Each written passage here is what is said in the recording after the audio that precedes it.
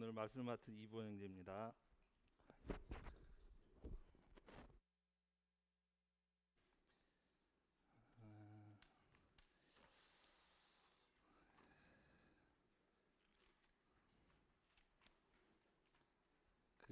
요 며칠 동안 날씨가 굉장히 좀 봄 날씨 같이 이렇게 따뜻해서 참 좋았는데 이 막 카톡에 올라오는 거 보니까는 우리 선생님들이 코로나와 이 독감으로 이렇게 고생하시는 형제님들이 참 많이 올라오는 것을 보고 참 많이 기도가 되는 것 같습니다. 우리 이 성도님들 모두 몸 조심하시고 다음 주서부터는 또 춥다고 그러는데 건강들 잘 관리하셨으면 좋겠습니다. 자, 오늘 말씀은 에베소서 2장 11절서부터 22절까지입니다. 에베소서 2장 11절에서부터 22절. 우리 성도님들이 참 잘 아시는 말씀인 것 같은데 제가 감기가 났다가 어제서부터 다시 그제서부터 목이 다시 아파가지고 우리 성도님들이니까 형제자매님들이 1절 그 다음에 자매님들이 1절에서 교독해서 다시 한번 읽어보시겠습니다. 에베소서 2장 11절에서부터 22절. 형제님들이 먼저 11절을 읽겠습니다. 시작.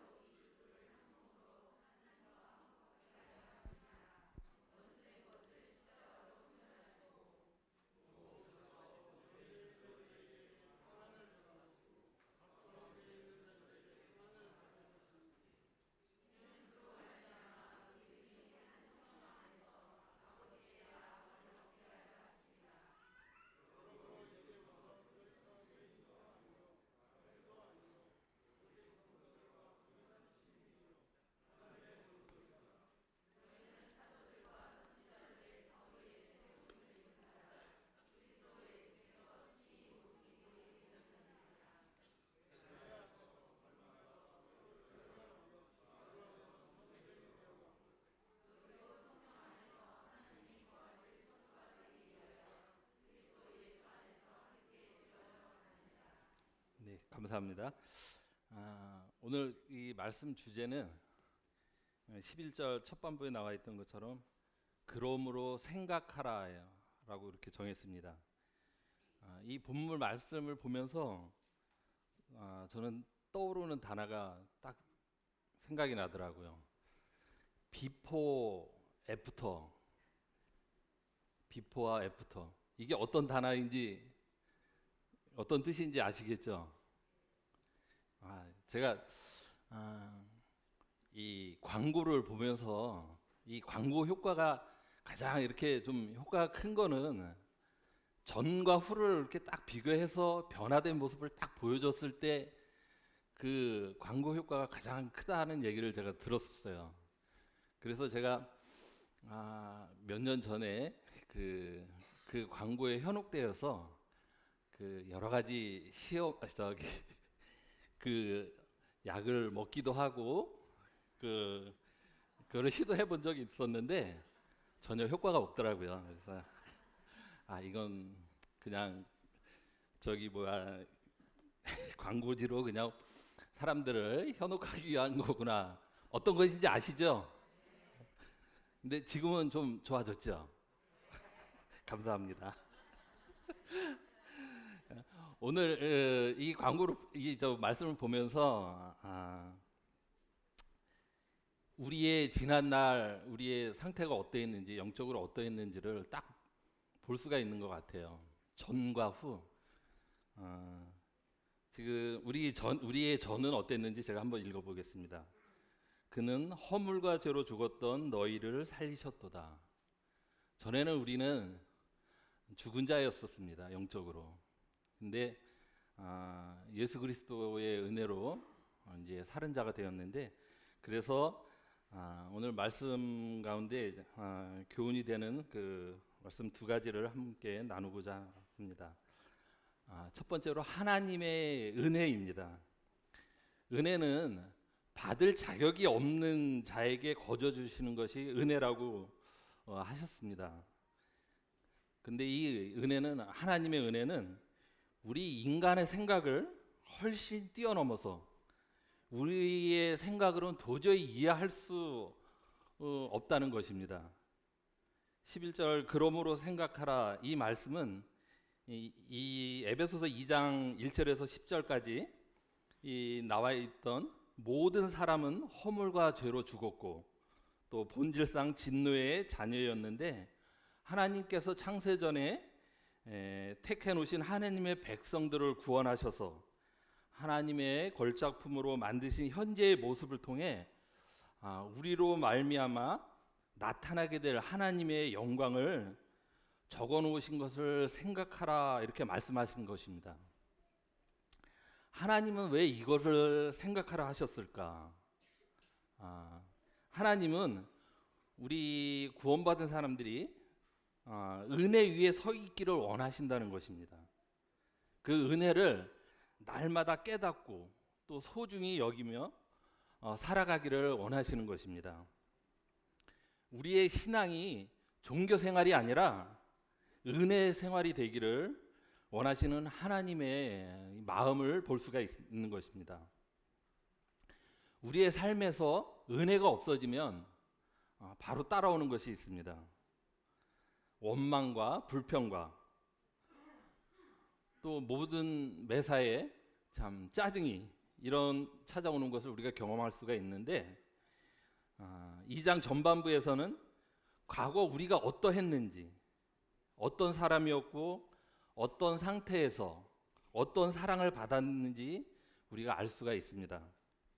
그리고 11절, 금방 읽었던 11절 22절까지의 후반부부터는 이방인인 우리가 하나님의 사랑과 은혜로 어떤 변화가 일어났고 그 변화를 통해 감사하는 마음을 갖기를 원하는 마음이 있습니다. 그러므로 생각하라. 인간은 원래 생각에서 삶이 나온다고 합니다. 그래서 생각을 심으면 행동이 나오고, 행동을 심으면 습관이 나오고, 그 습관을 통해서 그 사람의 인격이 나온다는 말이 있습니다. 그래서 사람은 계속 생각을 하며 그 생각대로 삶을 걸어가게 되어 있는 것입니다. 여기서 이 본문에서는 하나님은 우리가 생각함으로 말미암아 은혜 아래 거하는 삶을 살기를 원하신다는 것을 알 수가 있고, 또 영적으로는 우리의 과거, 현재, 또 미래가 어떻게 전개가 되는지 말씀을 통해 보여주시면서 우리가 주님 안에서 소망을 주시는 그것을 또한 볼 수가 있습니다. 먼저 11절에 보면 너희는 그때의 육체로 이방인이요 손으로 육체에 향한 할례를 받은 무리라 칭하는 자들로부터 할례를 받지 않는 무리라 칭함을 받은 자들이라. 그때에 너희는 그리스도 밖에 있었고 이스라엘 나라 밖의 사람이라.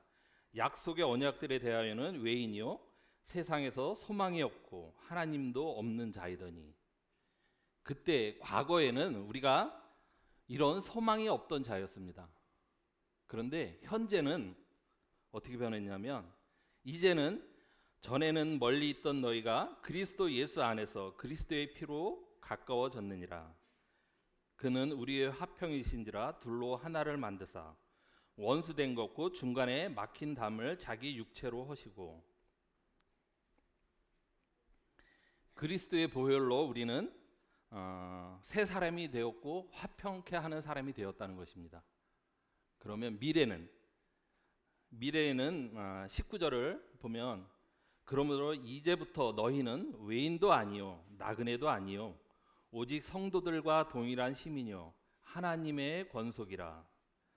그러면서 이제 22절에 너희도 성령 안에서 하나님이 거하실 처소가 되기 위하여 그리스도 예수 안에서 함께 지어져 가느니라. 우리의 미래는 앞날 미래를 향해 소망으로 지어져 가는 자가 되었다는 것입니다. 이것이 우리에게 임한 하나님의 은혜인 것입니다. 11절에 보면 이방인인 우리는 손으로 육체에 행한 할례 받은 무리라 칭하는 자들로부터 할례를 받지 않는 무리라 나와 있는데 이들은 이스라엘 백성을 말하는 것입니다. 우리 이방인은 이스라엘 백성으로부터 할례를 받지 않는 무리라고 조롱과 멸시를 받는 자들이었습니다. 그렇다면 하나님께서는 왜 이스라엘을 택하시고 또 그 이스라엘 민족을 만드셨는지 그것을 함께 한번 찾아보겠습니다. 창세기 12장 1절을 함께 보시겠습니다.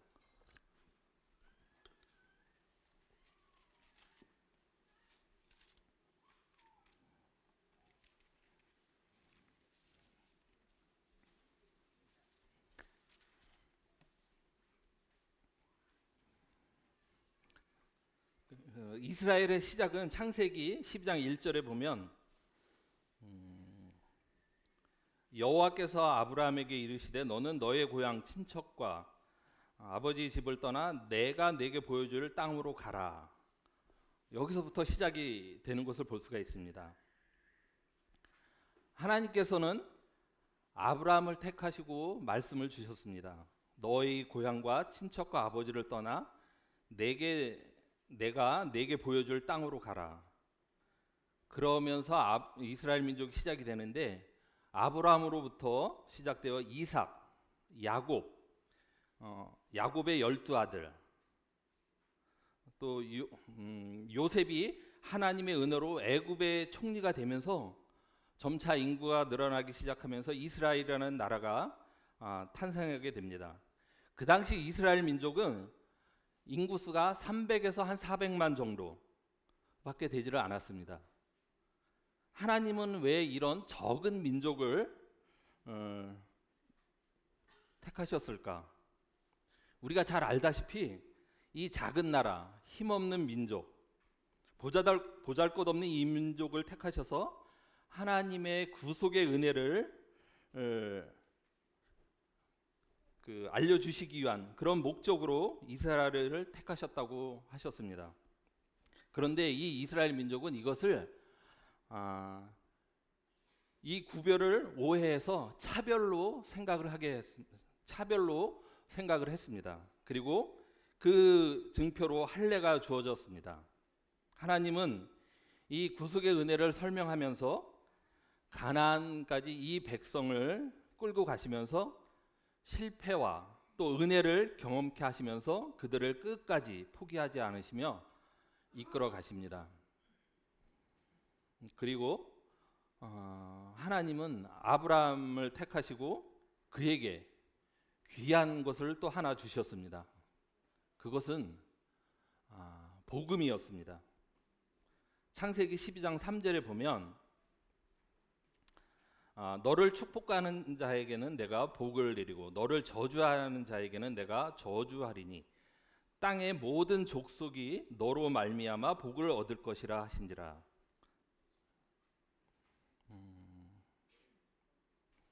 땅의 모든 족속이 너로 말미암아 복을 얻을 것이라. 이것은 복의 근원이 되라고 말씀하시면서 누군가에게 전하라고 말씀하신 것입니다. 이것이 복음인 것입니다. 이것은 아브라함에게 전해 주셨던 것인데, 아브라함은 이 말씀을 믿고 창세기 15장 6절에서 아브라함이 하나님을 믿음에 이를 보시고 의롭다 말씀하십니다. 이것은 아브라함이 하나님의 복음을 듣고 이해를 했다는 것입니다. 그러면 하나님이 아브라함에게 전해주신 그 복음이 어떤 것인지 갈라디아서를 통해서 한번 찾아보겠습니다. 갈라디아서 3장 6절에서 9절까지입니다.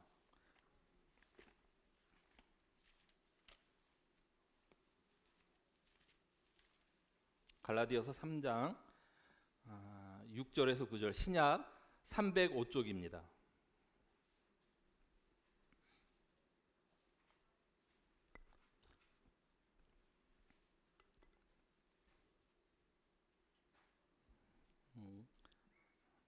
아브라함이 하나님을 믿음에 그것을 그에게 의로 정하셨다 한가 같으니라.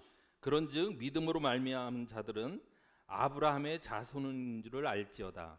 또 하나님이 이방을 믿음으로 말미암아 의로 정하신 것을 성경이 미리 알고 먼저 아브라함에게 복음을 전하되 모든 이방인이 너로 말미암아 복을 받으리라 하셨느니라. 그러므로 믿음으로 말미암은 자는 믿음이 있는 아브라함과 함께 복을 받느니라.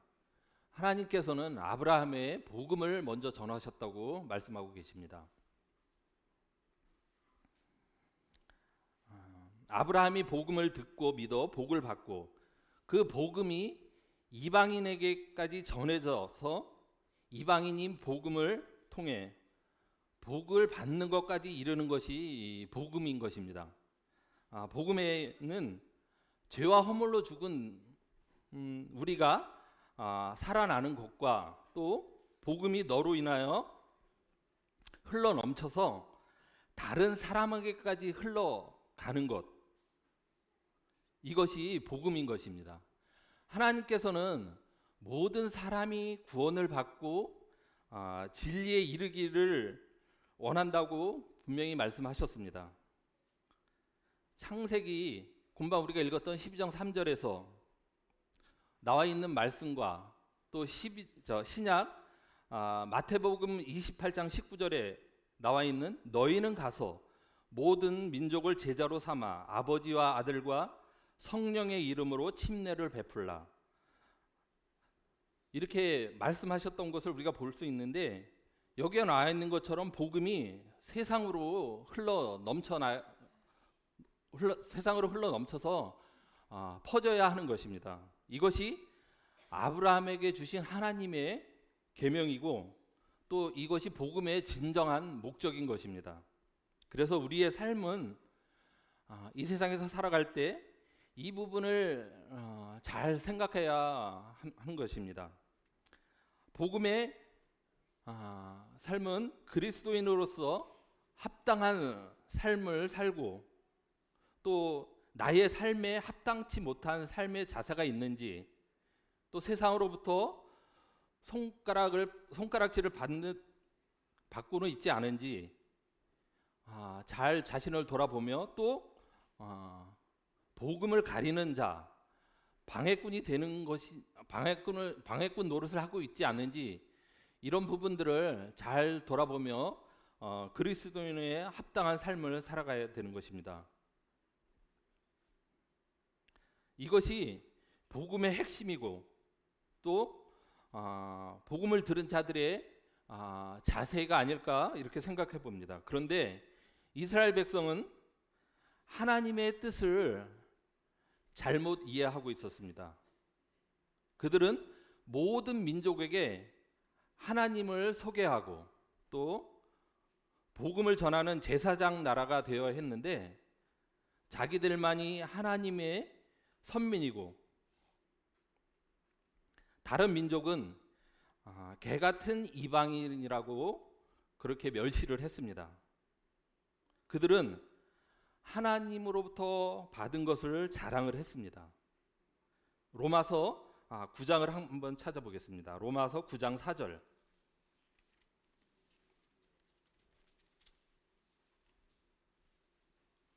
로마서 9장 4절을 신약 251쪽입니다.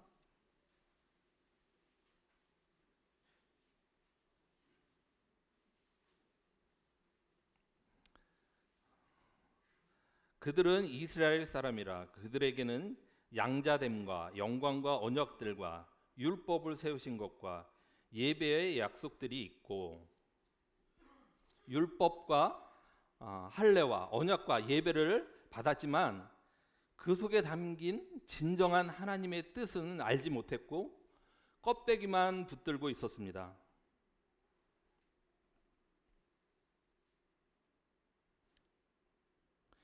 지금 본문에서 나와 있는 또 이 할례를 살펴보면 창세기 17장 11절에도 하나님이 말씀하신 것이 있습니다.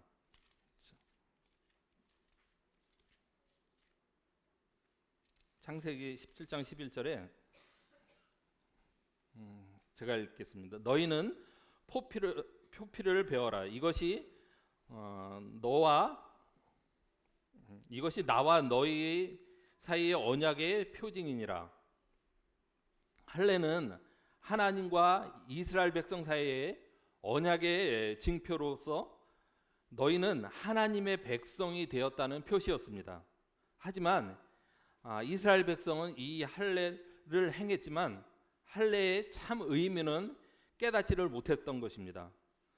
11절에서 손으로 육체에 행한 이 말은 헬라어로 사라스케이로 포이에투스라는 그 말로 우리의 옛적 몸, 옛 몸뚱아리에 인간의 전통을 따라 또 유전을 따라 손으로 행한 엉터리 할례, 형식적인 것을 말하고 있습니다.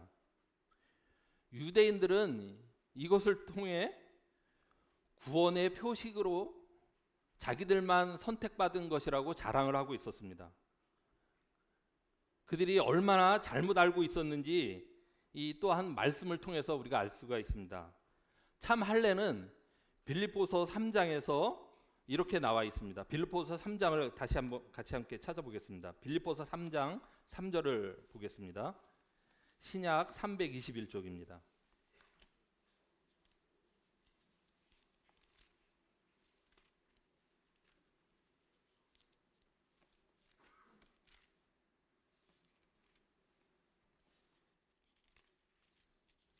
빌립보서 3장 21절에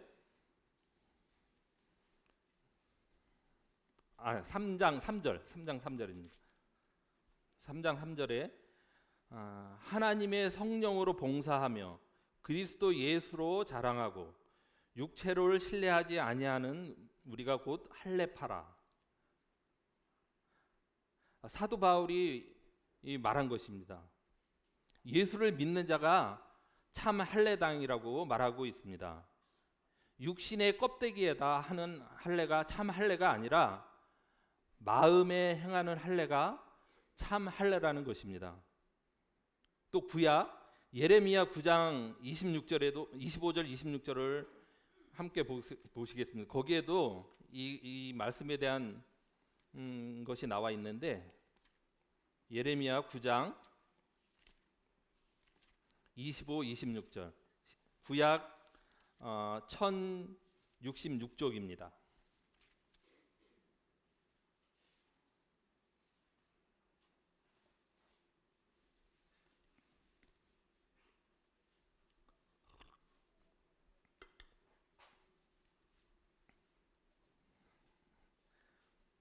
여호와의 말씀이니라. 보라, 날이 이르면 할례 받은 자와 할례 받지 못한 자를 내가 다 벌하리니 곧 애굽과 유다와 에돔과 암몬 자손과 모압과 및 광야에서 살면서 살적을 꺾은 자들에게라.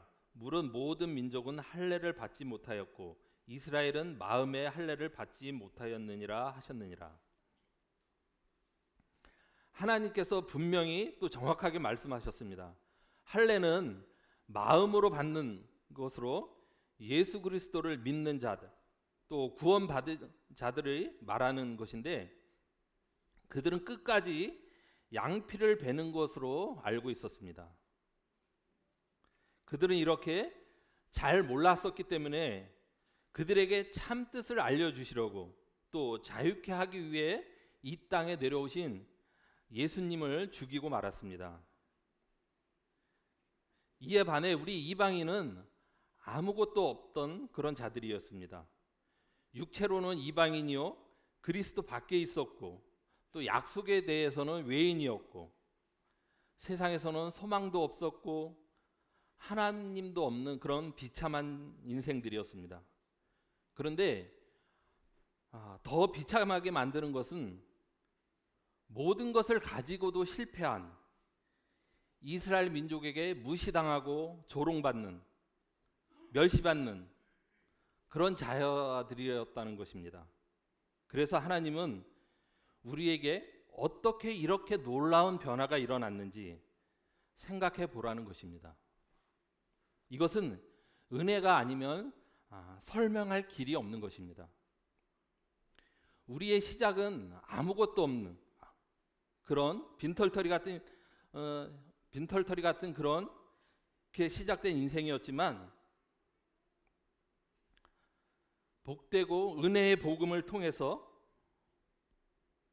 주님과 함께 사는 것이 얼마나 감사하고 얼마나 기쁜 일인지를 깨닫고 또 나에게 일어난 이런 놀라운 변화에 대해 다시 한번 생각해 보라는 것입니다. 모든 것을 가지고도 실패한 유대인들을 보며 우리가 돈을 많이 가지고 있어서 경제적으로 여유가 있고 또 시간이 많고 또 우리가 말씀을 많이 알고 있다고 해서 하나님을 잘 섬기는 게 아니라 성경에서 말씀하시는 것과 또 성령님이 우리에게 말씀하시는 것을 잘 깨닫고 순종하며 또 하나님의 진정한 뜻을 알고 고민하며 살아가는 것이 진정한 은혜라는 것을 이 말씀을 통해서 다시 한번 깨닫게 되고 또 생각해 보게 됩니다. 두 번째로 하나님께서 우리에게 주시는 은혜, 관계를 화평케 하시는 하나님이십니다. 에베소 교회는 다수의 이방인과 소수의 유대인으로 이루어진 교회였습니다. 그들은 오랜 세월 동안 내려받은 전통적 유전과 영적 분별, 또 지역적 차이로 인해 물과 기름 같은 존재로 이방인과 유대인은 하나가 될 수가 없었습니다. 유대인들은 이방 민족을 철저하게 무시했고 또 그들을 조롱했고 한낱 개로 여길 정도였습니다. 지금 우리가 사는 이 시대에 생각하는 그런 개가 아니라 우리 옛적에 생각했던 그 개를 향한 그런 마음인 것이 유대인들의 마음이었습니다. 이 유대인들은 이방인 산모가 산통 가운데 있을 때 도와주면 안 되었다고 합니다. 왜냐하면 그 산모가 그 도움으로 인해 순산을 했을 때 이방인 하나가 더 늘어나기 때문에 이것을 율법적으로도 정해놓고 도와주지 말라고 했다고 합니다. 또 이것뿐만이 아니라 그들은 하나님을 예배하는 성전에서조차도 이방인들을 차별을 했습니다. 우리가 성전을 보면 지성소가 있고 성소가 있고 그 밖에 유대인의 뜰이 있고 여자들의 뜰이 있다고 합니다. 그리고 그 밑에 한 20계단 정도 밑에 이방인의 뜰이 있었다고 합니다. 그 이방인의 뜰에는 여러 언어로 이 벽을 넘는 자는 넘는과 동시에 죽음을 맞이하게 된다고 이렇게 그 벽에 적혀 있다고 합니다. 그만큼 이방인의 처지가 어떠했는지 알 수가 있는 것입니다. 유대인과 이방인이 하나가 되어 그런데 이 예수님의 은혜로 유대인과 이방인이 하나가 되어 화평케 하게 되었다는 것입니다. 십자가에서 흘리신 예수 그리스도의 보혈로 화평케 되었습니다. 예수님은 이방인과 유대인 간의 벽, 또 우리와 하나님과의 막힌 담을 허셨습니다.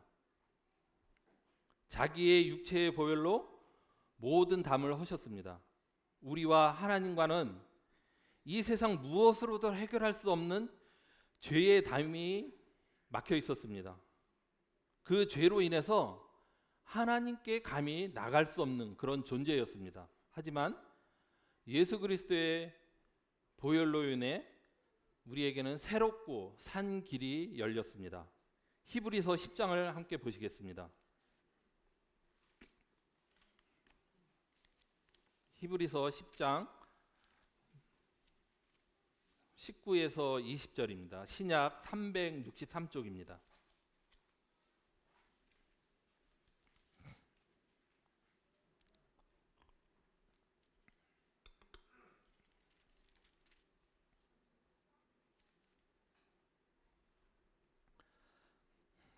그러므로 형제들아 우리가 예수의 피를 힘입어 성소에 들어갈 담력을 얻었나니 그 길은 우리를 위하여 휘장 가운데로 열어놓으신 새로운 산 길이요 휘장은 곧 그의 육체니라.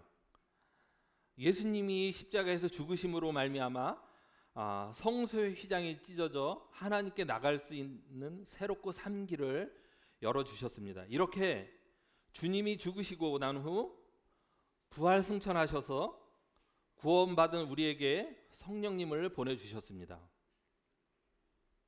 또 이방인과 유대인의 담을 자기의 육체를 죽여 율법의 요구를 이루심으로 율법이 완성이 되었습니다.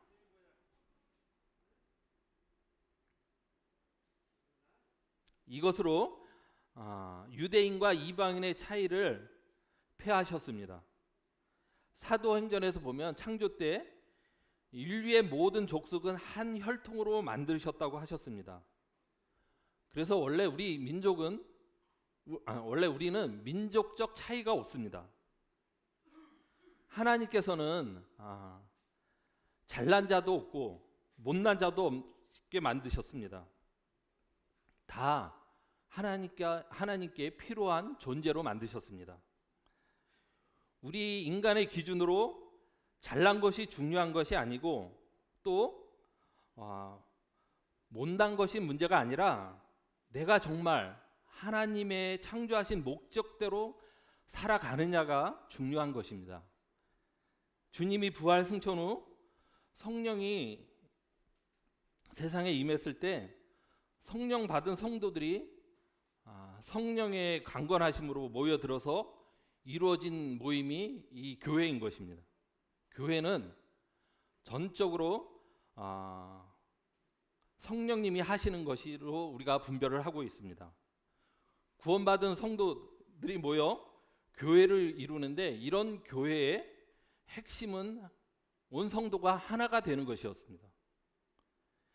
세상에는 분열과 다툼, 참 극한 싸움 그런 것이 나타나지만 이 교회는 하나가 됨으로 이 세상에 빛이 나고 선한 영향력을 끼치고 있습니다. 이것이 하나님께서 생각하신 교회의 영광이고 또 교회의 목적인 것입니다.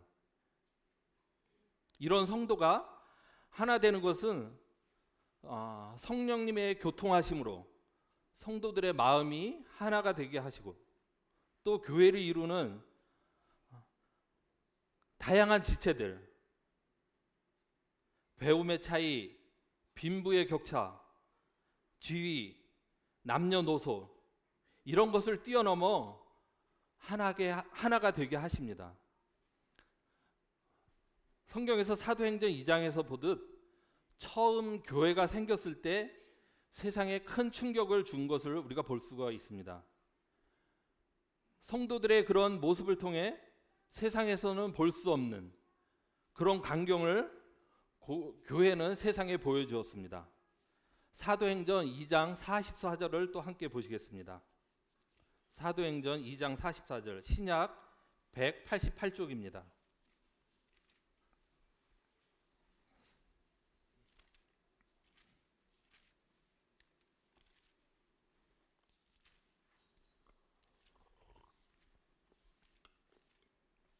신약 188쪽 2장 44절에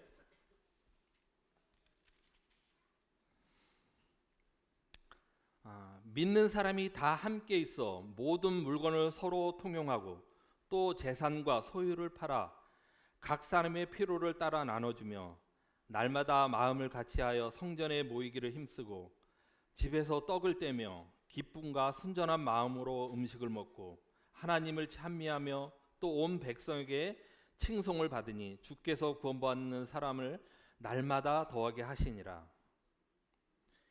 이것이 하나님이 함께 하시지 않으면 일어날 수 없는 그런 광경인 것입니다. 그래서 교회에 사람들이 모여들기 시작을 했습니다. 이게 교회의 비밀이고 또 영광인 것입니다. 이것의 핵심은 유대인과 이방인이 하나가 되는 것입니다. 전혀 하나가 될 수 없는 물과 기름 같은, 아니 더한 원수 같은 이 두 민족이 하나가 되었습니다. 이것이 세상 그 무엇이 아니라 그리스도의 피로 그리스도 안에서 가까워졌다는 것입니다. 성경에서 빌레몬서에 보면 종 오네시모에 대한 것이 기록되어 있습니다. 그 당시 오네시모는 종으로 도망자였습니다. 그러다 잡혀서 감옥에서 바울을 만나 복음을 듣고 구원을 받았습니다. 세상 법으로는 이 오네시모는 죽여도 아무런 문제가 없었습니다. 하지만 빌레몬은 이 구원받은 오네시모를 성도로 받아들입니다. 그리고 한 교회, 한 지체, 한 형제로 예배에 같이 참여합니다. 무익한 종이 유익한 종으로 변화가 되었습니다. 이런 일은 세상에서는 일어날 수 없는 일입니다. 이것이 교회의 모습인 것입니다. 이런 모습은 세상에 선한 충격과 영향력을 끼쳤습니다. 이것이 하나님께서 계획하신 비밀이라고 생각이 되어집니다. 이런 일이 우리 초대교회 때도 이 한국에서 일어났다는 것입니다. 제가 TV에서 박서양이라는 우리나라 초대 세브란스 의대 1호 학생, 또 그분이 1호 교수가 되어서 그분의 일대기에 대한 방송을 이렇게 틀어주는 것을 본 적이 있습니다. 그 방송에서는 종교적인 색채를 다 빼고 방영이 되었는데, 그런 그에게 영향을 준 분이 무어 선교사였습니다. 이 무어 선교사는 미국 선교사로 1892년 9월 18일에 한국에 입국했다고 합니다.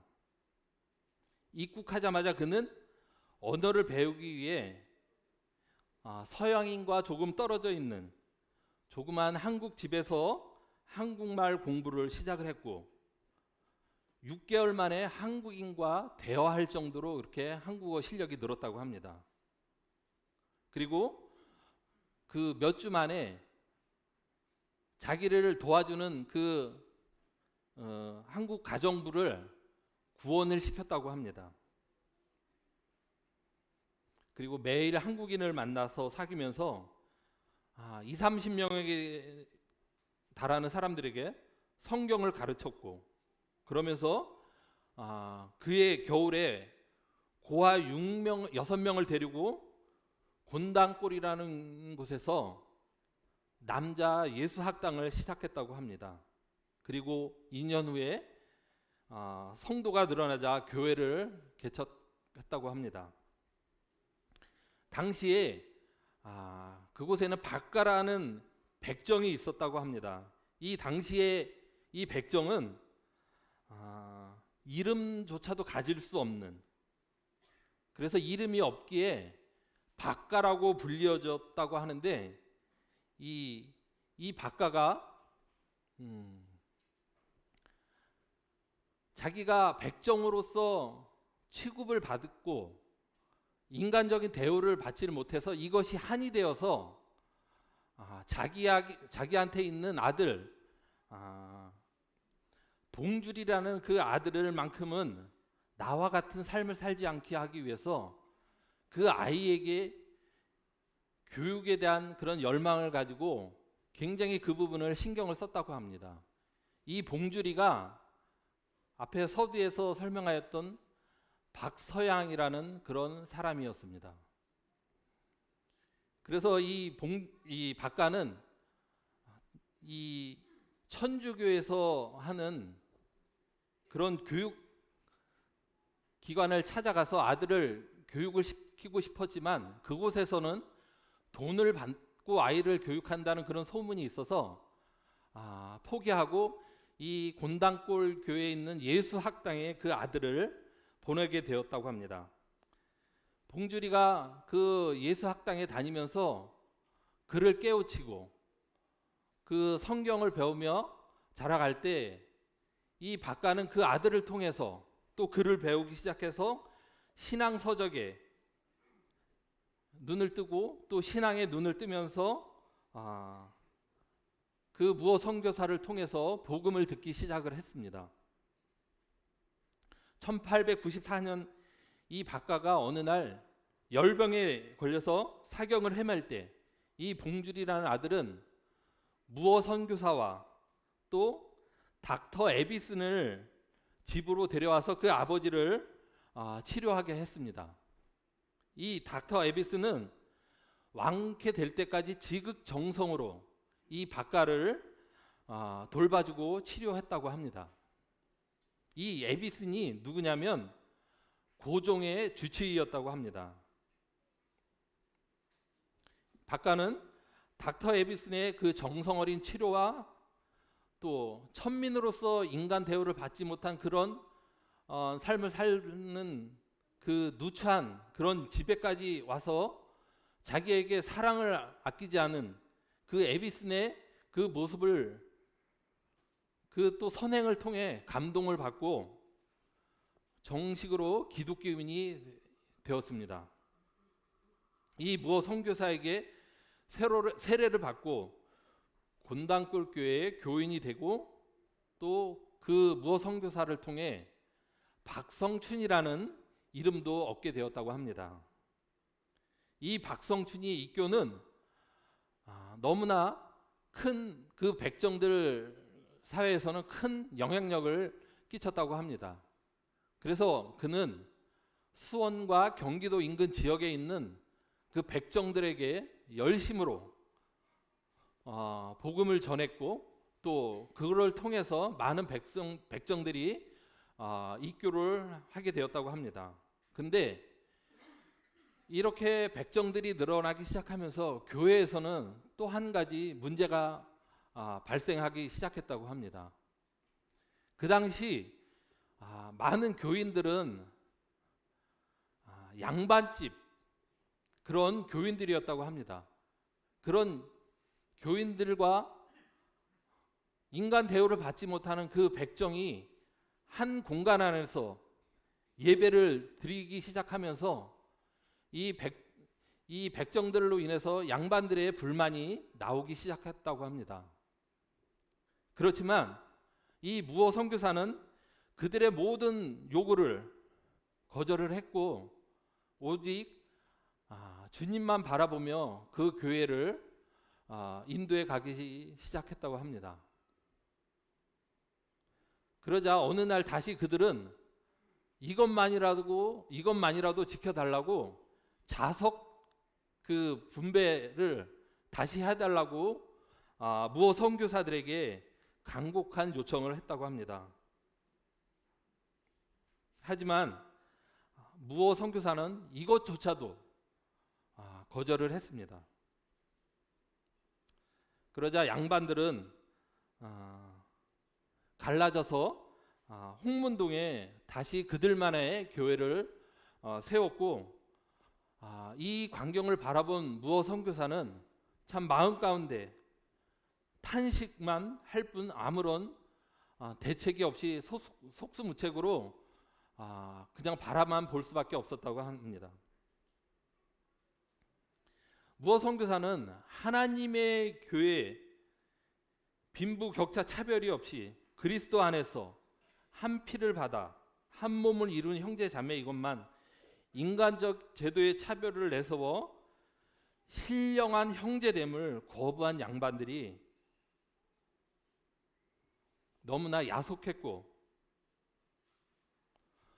그들을 원망할 수밖에 없었다고 합니다. 그런 가운데 그 곤단국 교회에 뜻밖의 일이 일어났다고 합니다. 그 교회에 화재가 나서 교회가 홀랑 다 타버리고 말았다고 합니다. 이것을 바라본 홍문동 교회 그 양반들이 이것은 하나님의 어떠한 교훈으로 생각을 하고 회개를 하고 돌아와서 다시 한 교회로 뭉치기 시작했다고 합니다. 이렇게 해서 세워진 교회가 승동교회라고 합니다. 그 교회에서 성도가 한 108명 정도였는데 그중 한 30여 명이 백정들이었다고 합니다. 이 사건을 통해서 무어 선교사는 이 백정들의 인권에도 관심이 쏠리기 시작했고 백정 해방 운동의 앞장을 섰다고 합니다. 닥터 에비슨과 이 무어 선교사는 고종 황제께 정부에 간절한 호소문을 올렸고 이 호소문을 통해서 1895년 5월 13일에 이 각 지방에 표고문이 붙게 되었다고 합니다. 그리고 그 교회에서 잘 자란 이 박성춘은 장로로까지 선출이 되었다고 합니다.